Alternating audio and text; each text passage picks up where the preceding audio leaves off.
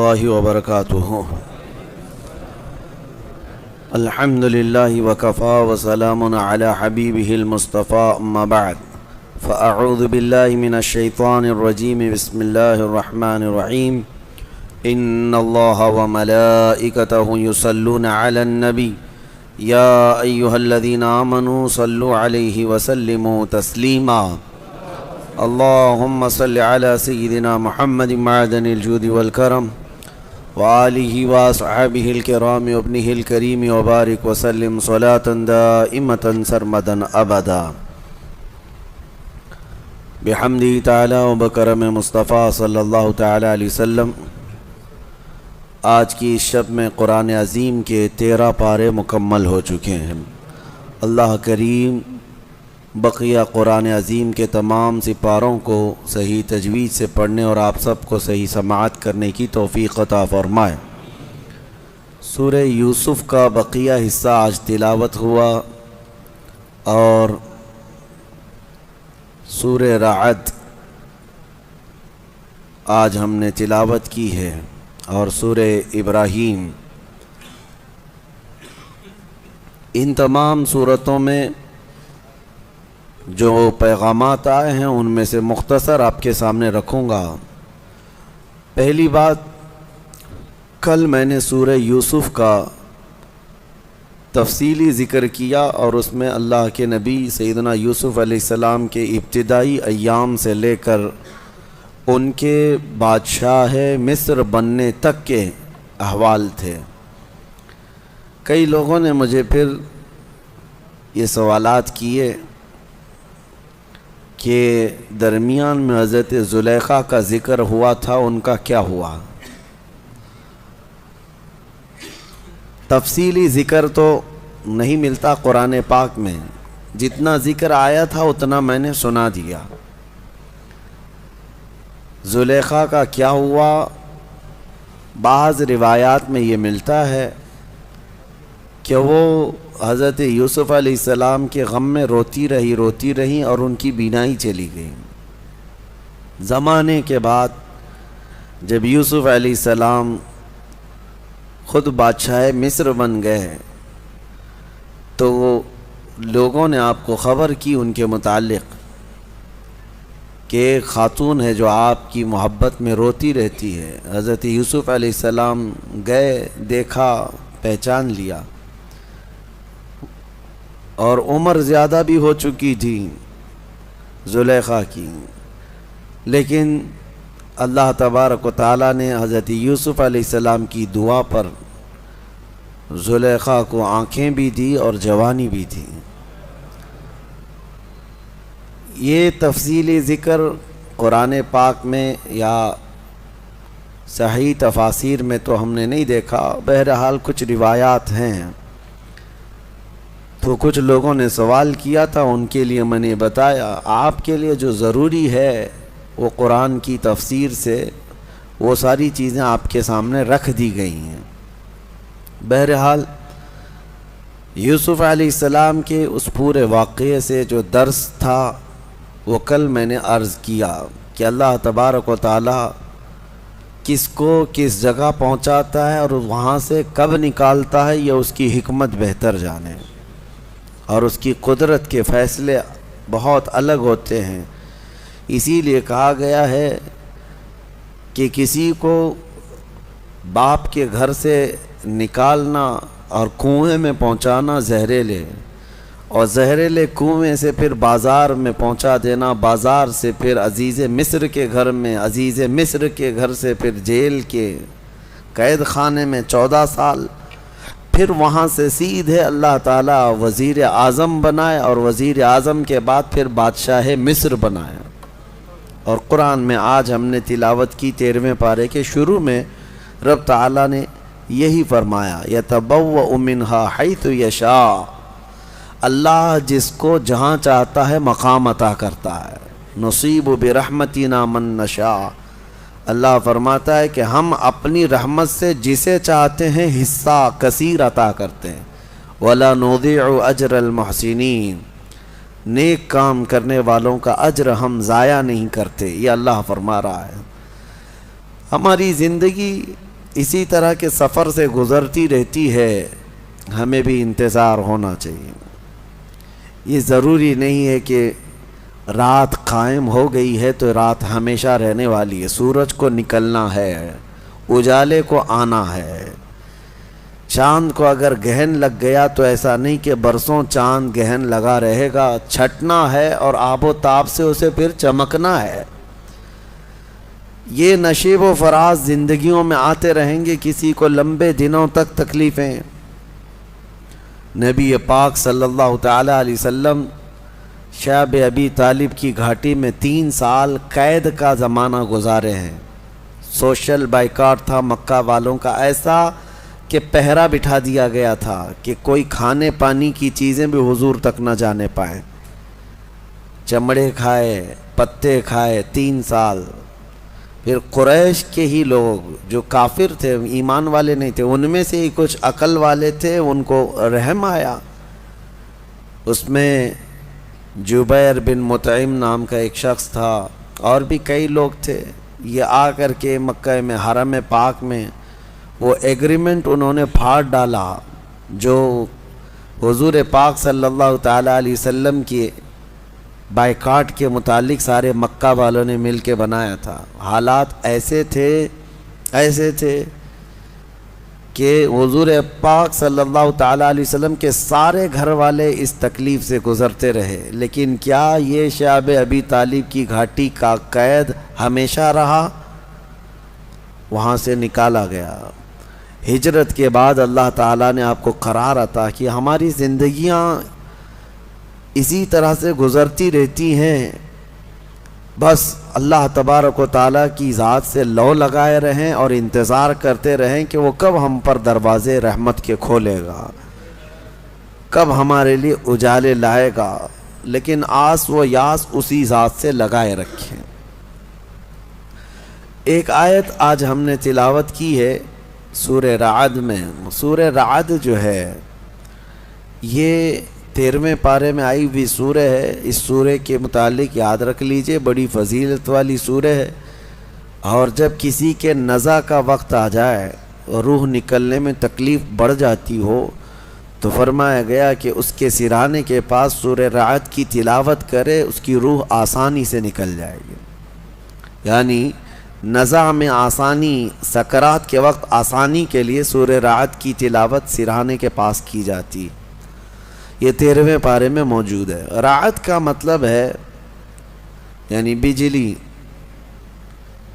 بجلی جو چمکتی ہے، یہ رعد ہے، کڑک جس کو کہتے ہیں۔ یہ کیا ہے؟ یہ بجلیاں جو چمکتی ہیں، اس کے متعلق کیا ہے؟ بارشوں کے موسم میں یا دیگر موسموں میں آپ دیکھتے ہوں گے کبھی آسمان پر اتنی تیز چمک پیدا ہوتی ہے اور پھر اس کے بعد بہت سخت ہیبت ناک آوازیں آتی ہیں، بھڑ بھڑ بھڑ کی آوازیں۔ یہ کیا ہے؟ یہ کیا ہے؟ اس کے متعلق روایات میں ہے کہ فرشتے آسمانوں کو ہانکتے رہتے ہیں اپنے کوڑے سے، اور جب فرشتے کوڑا مارتے ہیں، بعض میں ہے کہ فرشتے جب کوڑا مارتے ہیں آسمان پر تو یہ بجلی کی چمک پیدا ہوتی ہے اور ان کے کوڑے کی آواز ہوتی ہے جو پوری دنیا سنتی، اس قدر ہیبت ناک ہوتی ہے۔ اس سے آپ اندازہ کریں وہی کوڑا قیامت کے دن مجرموں کو مارا جائے گا۔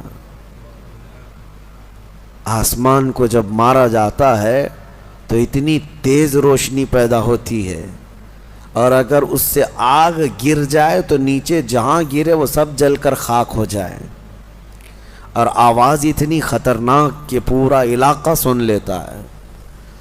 پھر قیامت کے دن جب فرشتے کوڑے لگائیں گے، وہی کوڑے ہیں، ہمارا جسم کیسے اس چیز کو اٹھا سکے گا، برداشت کیسے کر سکے گا؟ بہرحال ایک آیت ہے اس میں سورہ رعد میں، اس کی تلاوت کرنی چاہیے جب بھی بجلیاں گرجتی ہیں۔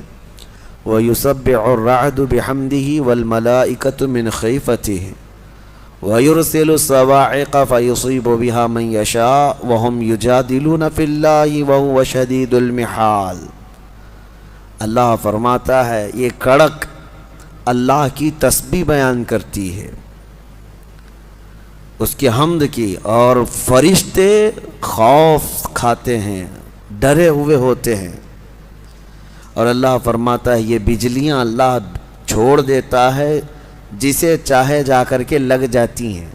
یعنی یہ کرنٹ جو چلتا ہے بجلی کوڑے مارنے کے بعد، یہ دنیا میں کہیں نہ کہیں گرتی ہے، اور جس کو چاہے وہ بجلیاں جلا کر خاک کر دیتی ہیں۔ اللہ تبارک و تعالیٰ نے اس کا ذکر اس سورہ میں بیان فرمایا۔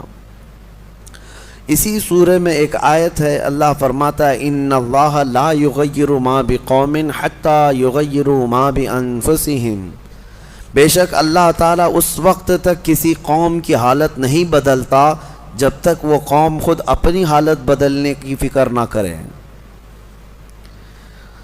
قوت فکر و عمل پہلے فنا ہوتی ہے جب کسی قوم کی شوکت پہ زوال آتا ہے۔ سچ کہا ہے، سوچنے سمجھنے اور بدلنے کی طاقت جب ختم ہو جاتی ہے آدمی کی، تب وہ زوال پذیر ہوتا ہے، گرنے لگتا ہے۔ جس کو یہ فکر ہے کہ مجھے بدلنا ہے، اللہ تعالیٰ کی طرف سے اس کے لیے دروازے اور کھولے جاتے ہیں۔ کچھ لوگ یہ سوچتے ہیں یہاں بیٹھ کر کے میں متقی بن جاؤں، میں بیٹھ کر کے اللہ کا ولی بن جاؤں، میں کچھ کام نہ کروں اور مجھے ہر گناہ سے بچنے کی عادت ہو جانا چاہیے۔ ایسا کیسے ہوگا؟ تمہیں شوگر سے بھی بچنا ہے اور بی پی سے بھی بچنا ہے، لیکن روز 1 کلو شکر بھی کھاتے ہو، 1 کلو نمک بھی کھاتے ہو، کیسے ہوگا؟ تمہارا خود کا عمل، تمہاری کوشش جب تک نہ ہوگی، اللہ تعالیٰ فرماتا ہے ہم نہیں بدلیں گے ان کی حالتوں کو۔ اور جب تم بدلنا چاہو گے تو اللہ کیسے بدلتا ہے پتہ ہے؟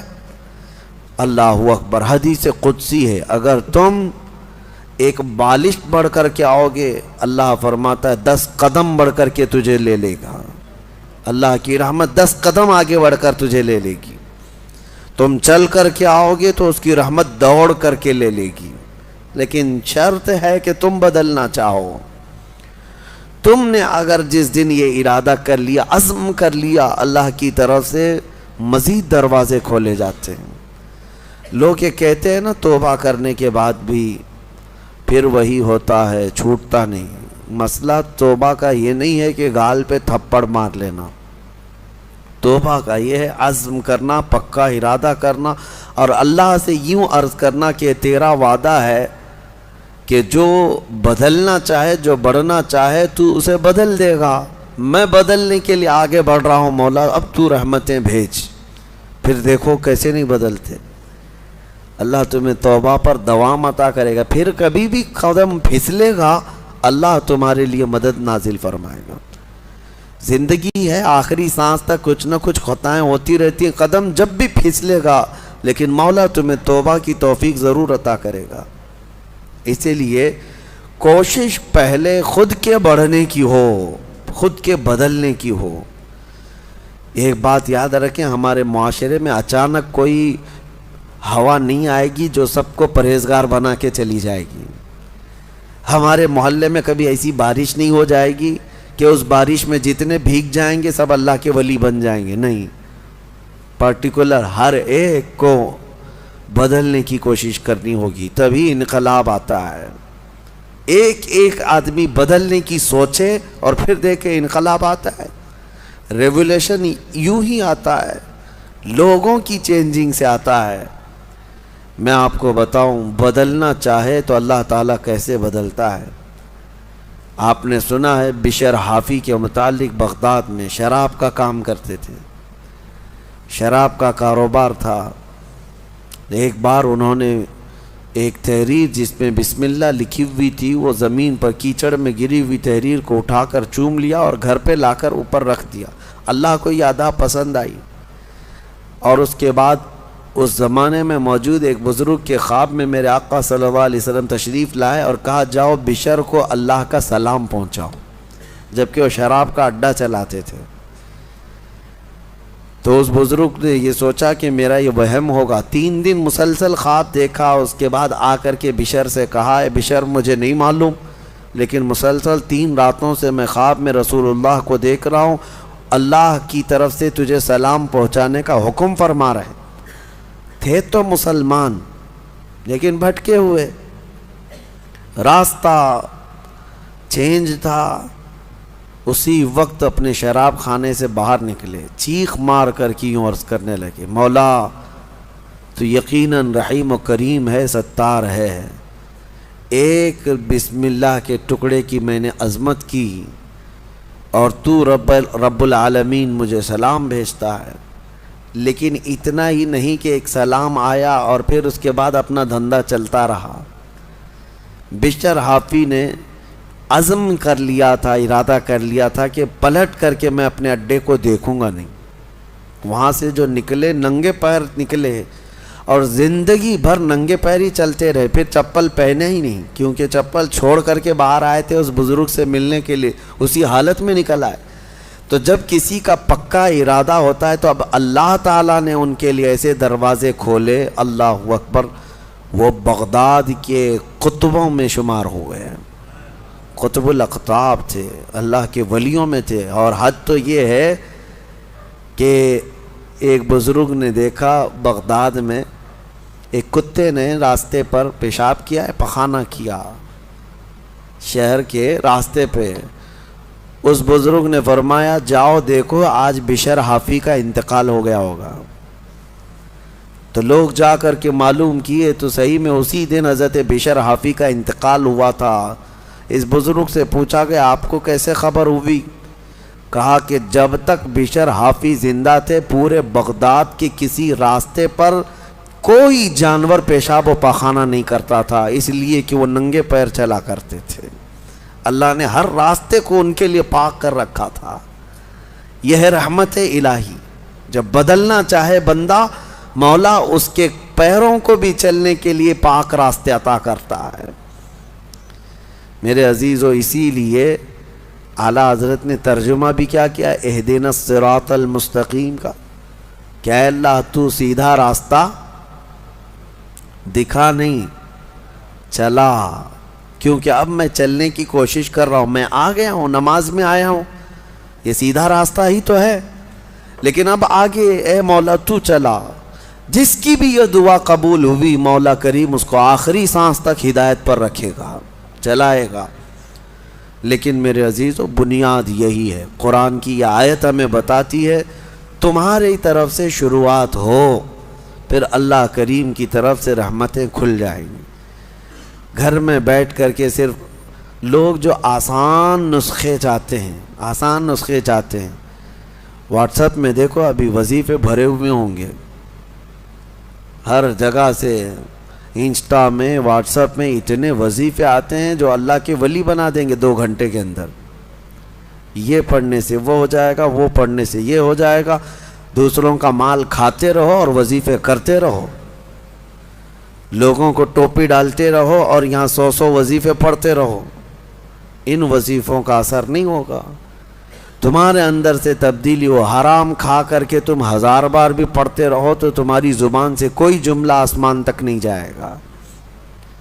تمہیں ان تمام چیزوں کو چھوڑ کر کے پھر دیکھو، آپ کو پتہ ہے محبوب الہی رحمۃ اللہ علیہ کے پاس ایک شخص آیا، کہا میری بیٹی کی شادی ہونی ہے، کچھ دے دیجئے۔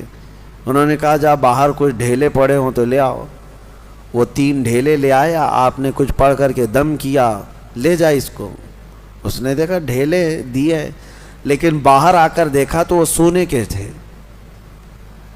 اس کو لے جا کر کے اس نے اپنی بیٹیوں کی شادی کی، کافی قیمت والے تھے اس وقت سونے کے ڈھیلے، لیکن محبوب الہی نے 3 بار قل هو اللہ احد ہی پڑھا تھا، بس صرف 3 بار قل هو اللہ احد کا سورہ پڑھ کر کے دم کر کے دے دیا تھا، لے گا جاؤ۔ اب اس نے بیٹیوں کی شادی تو کی، لیکن نسخہ تو ہاتھ میں آ گیا تھا نا، گھر میں بہت سارے ڈھیلے جمع کر لیا، بہت سارے پتھر اور اینٹ بھی لا کر کے بیٹھا اور رات میں قل هو اللہ احد پڑھنے لگ گیا۔ 3 بار تو چھوڑو، 100 بار ہو گئے، آنکھ کھول کھول کر کے دیکھتا تھا، وہ ڈھیلا ڈھیلا ہی تھا، بدلتا ہی نہیں تھا۔ 1000 بار ہو گیا سورہ اخلاص، 1000 بار کے بعد بھی وہ ڈھیلے ویسی رہے۔ وہ دوسرے دن اٹھ کر کے آیا، سوچا کہ پتہ نہیں اور کیا پڑھے تھے. پوچھا محبوب الہی سے کہ آپ کیا پڑھ کر کے مجھے دیے تھے؟ کہا 3 بار قل هو اللہ احد کا سورہ پڑھ کے دیا تھا. کہا میں 1000 بار پڑھا، ابھی بھی ڈھیلا ہی ہے. تب آپ نے فرمایا تھا تیری زبان اور ہے، میری زبان اور ہے.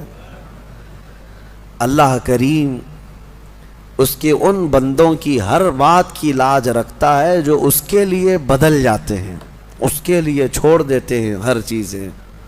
یقیناً آج آپ کے لیے بھی بہت ساری ہیں دعائیں، آپ کی مستجاب ہوں گی، اللہ آپ کی زبان میں اثر عطا کرے گا. اس کے لیے کچھ چیزیں چھوڑنے کی کوشش کرو، اس کے لیے کچھ نہیں بلکہ بہت ساری چیزیں چھوڑنا ہے. حرام چھوڑنا، میں آپ کو بتاؤں، یہ تو مسلمان کے لیے فرض ہے. بعض لوگ یہ کہتے ہیں میں شراب نہیں پیتا، پرہیزگار آدمی ہے، چوری نہیں کرتا، پرہیزگار آدمی ہے، جوا نہیں کھیلتا، پرہیزگار آدمی ہے. نہیں، شراب نہیں پیتا، جوا نہیں کھیلتا، چوری نہیں کرتا، پرہیزگار نہیں، مسلمان ہے بس. مسلمان ہے بس. شک کی چیزوں سے بھی بچتا ہے تب پرہیزگار ہے. حرام چیزوں سے بچتا ہے تو مسلمان ہے. مسلمان کے لیے اتنا تو کرنا ہی ہے. جو شک والی چیزیں ہیں ان سے بھی بچتا ہے تب وہ اتقیاء میں ہے، پرہیزگاروں میں ہے. بہرحال اللہ کریم ہمیں خود کو بدلنے کی توفیق عطا فرمائے. آج پوری امت کے لیے یہ چیز ہے، پوری امت کے لیے. کاش ہمارا یہ پیغام ہر نوجوان تک پہنچے جو شب قدر میں اور جمعہ کی بھیڑ میں اور نہ جانے کتنی راتوں اللہ کی بارگاہ میں دعا کرتے رہتے ہیں اے اللہ امت پر رحم فرما دے. ٹھیک ہے، دعا ہونی چاہیے، لیکن کیا صرف اور صرف ہم دعا کرتے رہیں اور اپنے آپ کو کبھی نہ بدلیں؟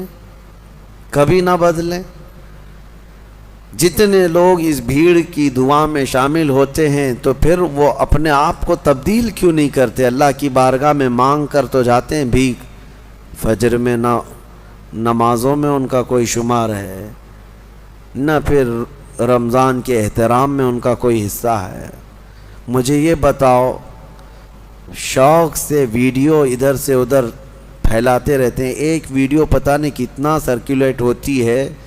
ابھی میں دیکھ رہا تھا ایک امام کو کچھ آتنکی بھگوا لوگ چاقو سے ایسے قتل کر رہے ہیں، بے دردی کے ساتھ مار رہے ہیں، خون بہہ رہا ہے، داڑھی بھی کاٹ دیا، سب کچھ کر رہے ہیں، اور یہ سارے واٹس ایپ پہ گھومتی رہتی ہے ویڈیوز.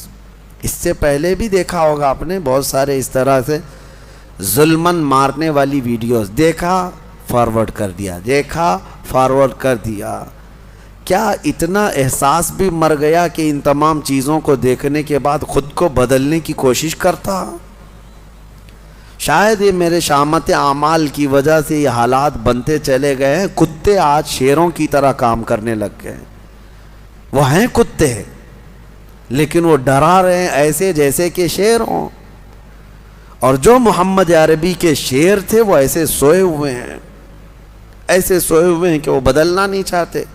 اسی لیے شاعر نے بہت پہلے ایک بات کہی تھی، جگہ جگہ کے تھک چکے ہیں تمہیں یہ ہنگامے ہیں. یہ روز جو ہنگامے ہو رہے ہیں یہ روز جگا رہے ہیں، اور یہ ہنگامے ہی تھک چکے اب تم کو جگہ جگہ کے.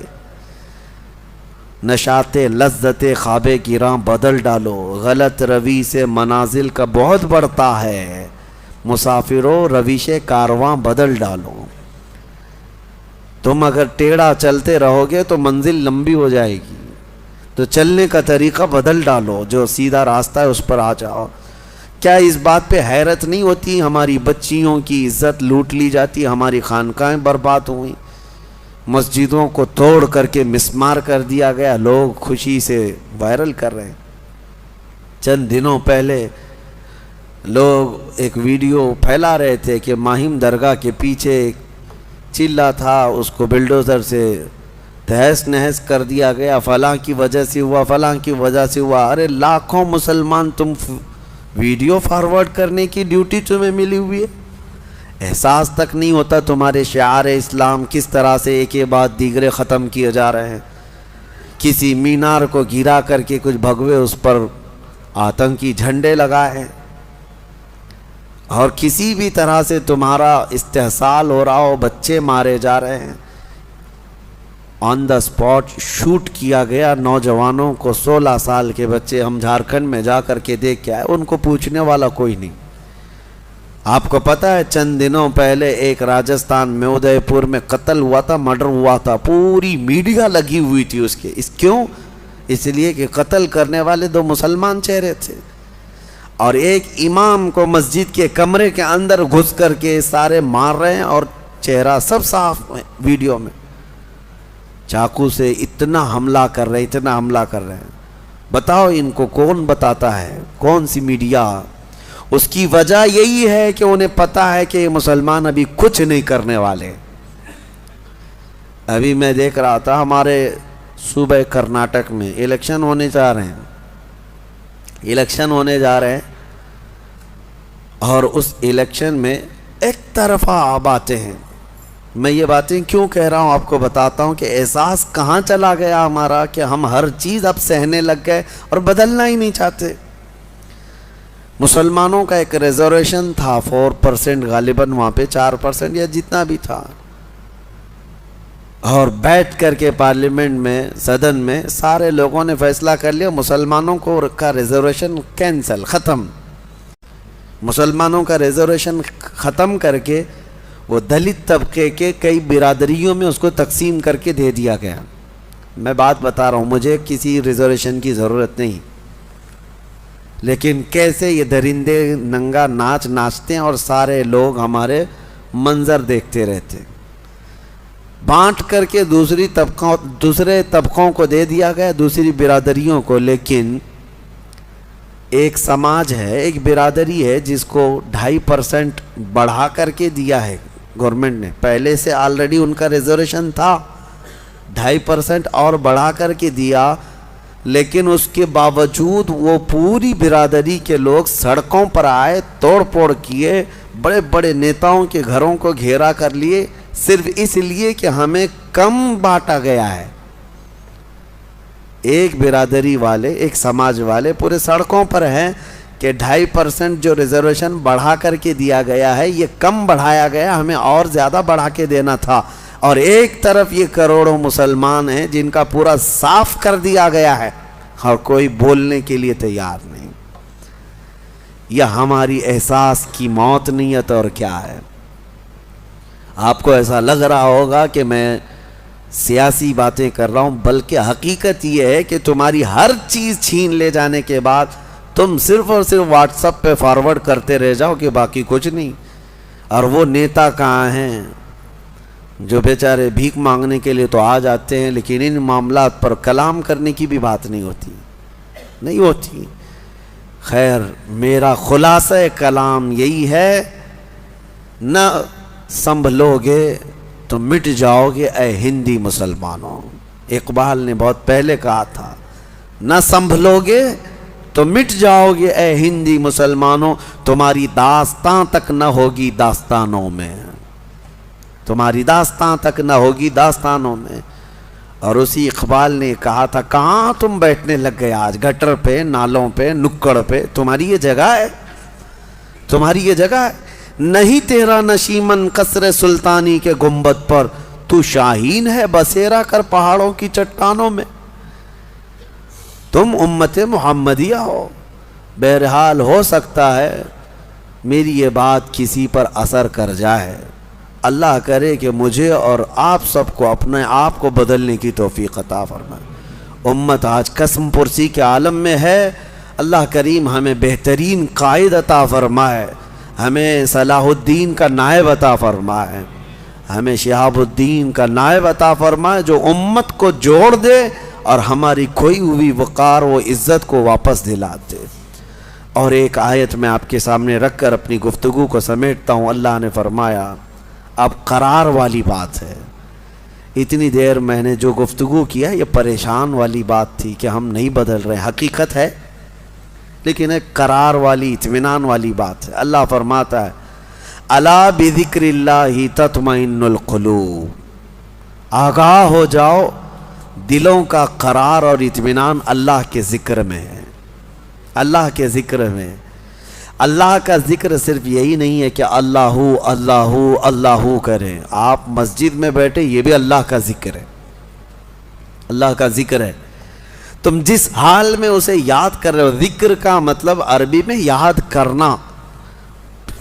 ذکر کی کئی قسمیں ہیں، ذکر باللسان، ذکر بالجوارح، ذکر بالقلب۔ تم اپنی زبان سے بھی ذکر کر رہے ہو اللہ کا، لا الہ الا اللہ، لا الہ الا اللہ، یہ ذکر باللسان ہے۔ ذکر بالجوارح، تمہارے ہاتھ کوئی نیک کام کر رہے ہیں، تم جو ہے یہاں صفائی کر رہے ہو اللہ کے گھر کی، کسی یتیم کی مدد کر رہے ہو، ہاتھ سے کوئی بھی کام کر رہے ہو، پیروں سے کوئی کام کر رہے ہو، چل کر کے جا رہے ہو، یہ تمہارے اعضاء کا ذکر ہے، تمہاری باڈی کا ذکر ہے۔ اور زبان سے بھی نہیں کر رہے، ہاتھ پیر سے بھی نہیں کر رہے، لیکن جہاں بیٹھے ہو اپنے دل میں اللہ کو یاد کر رہے ہو، یہ قلب کا ذکر ہے۔ لیکن آپ کو ہونا یہ چاہیے کہ ان تینوں میں کسی ایک میں مشغول ضرور رہو، یا تو ذکر بالقلب میں رہو، یا ذکر باللسان میں رہو، یا ذکر بالجوارح میں رہو۔ کسی بھی ذکر میں رہو گے بدلہ کیا ہے؟ اللہ فرماتا ہے فَاذْكُرُونِي أَذْكُرْكُمْ، تم مجھے یاد کرتے رہو گے میں تمہیں یاد کروں گا۔ اور اس کے یاد کرنے کا طریقہ یہ ہے، تفسیر میں فرمایا گیا تم اگر اس کو تنہائی میں یاد کرو گے تو وہ مجمع میں یاد کرے گا، تم اگر انسانوں کے مجمع میں یاد کرتے ہو اللہ کو تو رب تعالیٰ فرشتوں کے مجمع میں تمہیں یاد کرتا ہے۔ اور جب تم رات کی تنہائی میں دنیا میں اسے یاد کرتے ہو تو اللہ کب یاد کرتا ہے؟ جب تم قبر کی تاریک وادی میں پہنچ جاؤ گے رب تبارک و تعالیٰ تمہارے چرچے فرمائے گا۔ یاد کرنے کا مطلب یہاں پر چرچا کرنا، ذکر۔ ہاں یاد تو ہم کرتے ہیں لیکن اللہ چرچا کرتا ہے، اللہ تمہارا چرچا فرماتا ہے۔ تو دلوں کا قرار اور دلوں کا سکون کس میں ہے؟ اللہ کے ذکر میں ہے۔ جب دل بے قابو ہو جائے تو زیادہ سے زیادہ استغفار پڑھو اور اللہ کا ذکر کرو۔ اللہ ہمارے دلوں کو اطمینان عطا فرمائے اور ہمارے دلوں کو سکون عطا فرمائے۔ اور ایک بات یاد رکھیں، جس دل میں ذکر الہی نہ ہو وہ دل جو ہے گناہوں کی آماجگاہ بن جاتا ہے، کالا ہونے لگ جاتا ہے۔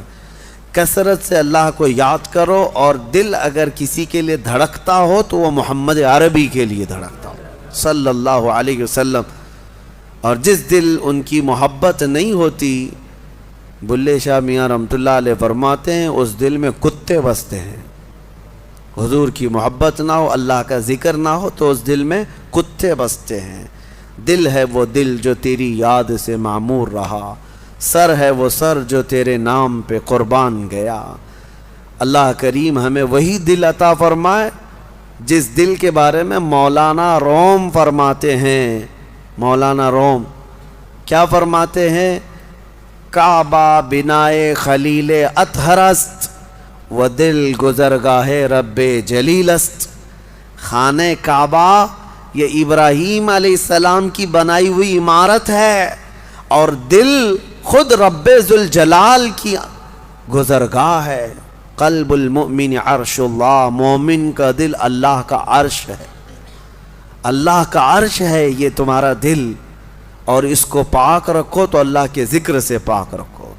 اللہ کریم کہنے سننے سے زیادہ عمل کی توفیق عطا فرمائے، اور قرآن عظیم کی تفاسیر پر ہمیں عمل کی اور اس کو عام کرنے کی توفیق عطا فرمائے۔